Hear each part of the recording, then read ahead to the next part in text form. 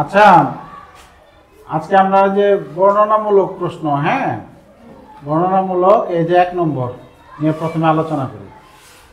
এবার মানুষ কিভাবে পরিবেশে পরিবর্তন করছে, তোমরা এক একজনে একটা করে বলবা, চিন্তা করবে। আচ্ছা, গাছপালার কথা বলছে, মানুষ কিভাবে পরিবেশে পরিবর্তন করছে।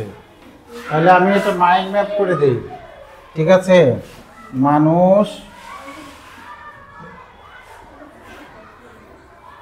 মানুষ কিভাবে পরিবেশের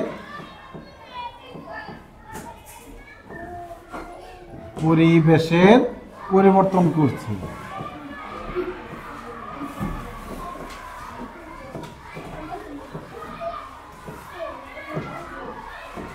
তাহলে মাইন্ড ম্যাপ দিব আজকে। হ্যাঁ, একজনে একটা করে বলবা। কে বলবে? আচ্ছা, আলবি বলছে গাছপালা কেটে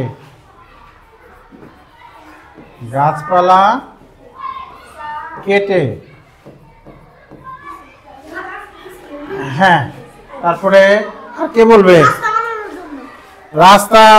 রাস্তা বানিয়ে। আচ্ছা, গুড। সবাই চিন্তা করতেছে এটা, আর ও চিন্তা করতেছে লিপস্টিকের। চিন্তা করা যায় কতটুকু অমনোযোগী ক্লাসে। সবাই চিন্তা করতেছে যে তোমরা বলবা, কি বলবো স্যারে লিখবে, আর ও আর লিপস্টিকের কথা চিন্তা করতেছে। তাই ওর কি ক্লাসে মনোযোগ আছে? একেবারেই নাই। তুমি একটা বলো। এই যে বলতে পারছি না, দেখছো? আর না, ওটা লেখে নেই। যিনি বলছে রাস্তাঘাট তৈরি করে, রাস্তাঘাট তৈরি করে। হ্যাঁ, যিনি বলছে রাস্তাঘাট তৈরি করে। আচ্ছা, একজন না, তুমি তো একবার বলছো, সুমাইয়া। আচ্ছা, সুমাইয়া বলছে ঘর বাড়ি তৈরি করে। ঘর বাড়ি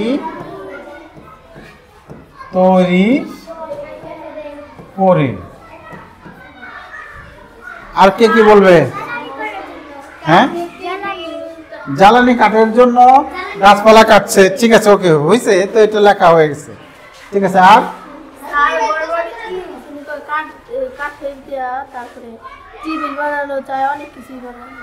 না, আমার প্রশ্ন হলো মানুষ কি অনেক কিছু বানানো যায় তা না, মানুষ কিভাবে পরিবেশে পরিবর্তন করছে, এটা আমার বিষয়। ঘর বাড়ি ভেঙে, ঘর বাড়ি তো মানুষ বানায়, ভাঙে তো কম, তাই না? আচ্ছা, হ্যাঁ, পরিবেশ দূষণ কেন হচ্ছে সেটাই হলো পরিবর্তনের কারণ। যেমন এই যে ঘর বাড়ি তৈরি করছে, রাস্তাঘাট তৈরি করে, হ্যাঁ, পরিবেশে মানুষ কিভাবে, খরা তো আর, ঠিক আছে, ওকে, যানবাহনের জন্য, ওকে লেখা যায়। যিনি বলছে যানবাহনের জন্য, গাড়ি মানে গাড়ি ঘোড়া বা যানবাহন, আমরা কি বলি? যানবাহনের জন্য।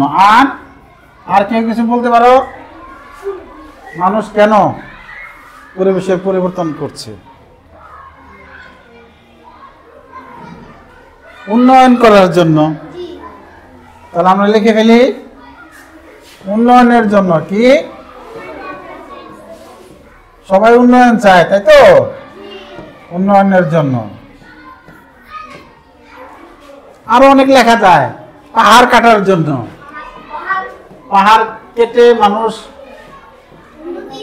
ঘরবাড়ি তৈরি করছে। পাহাড়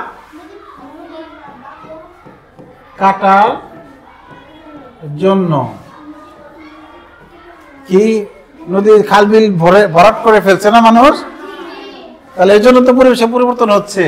তাহলে আমরা লিখি খাল বিল নদী ভরাটের জন্য। হ্যাঁ, খাল বিল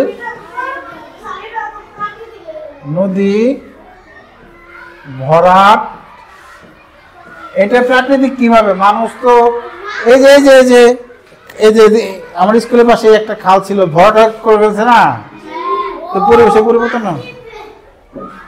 কিভাবে পরিবেশে পরিবর্তন করছে। তাহলে কি ভরাট করার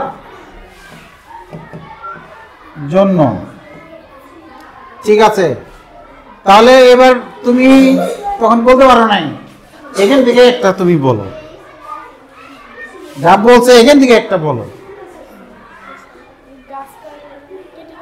গাছপালা কেটে ফেলার জন্য, তুমি একটা বলতে পারো না, এখান থেকে একটা বলো, তুমি একটা বলো। বায়ু দূষণের জন্য, ঠিক আছে। মানুষকে বায়ু দূষণের জন্য পরিবেশে পরিবর্তন হয়, ঠিক আছে, ওকে। আর তুমি বলো একটা।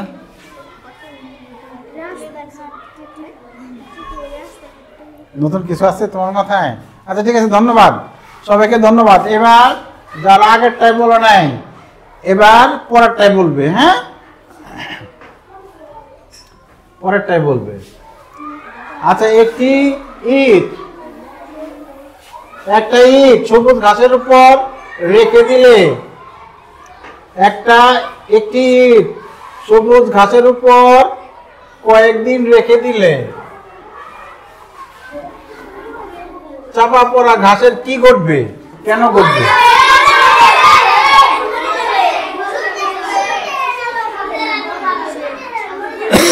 আচ্ছা, এটা খুব ভালো জবাব দিচ্ছ তোমরা। প্রথমে হলুদ হয়ে যাবে, পরে ধীরে ধীরে মরেই যাবে দীর্ঘদিন রাখলে, তাই না? কেন কেন হবে?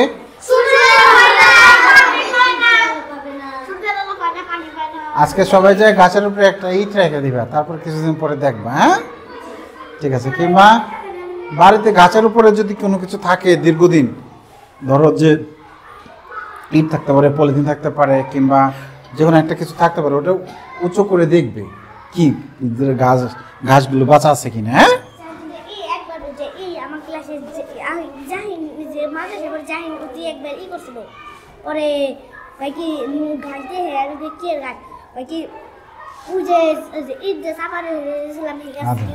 ঠিক আছে, ঠিক আছে। তাহলে তোমাদের আজকে এই দুইটাই পড়া দেই। হ্যাঁ, বাড়ির কাজ এই দুইটাই, যে দুইটা আলোচনা করলাম এই দুইটাই কালকে ধরবো। হ্যাঁ, ঠিক আছে, ওকে।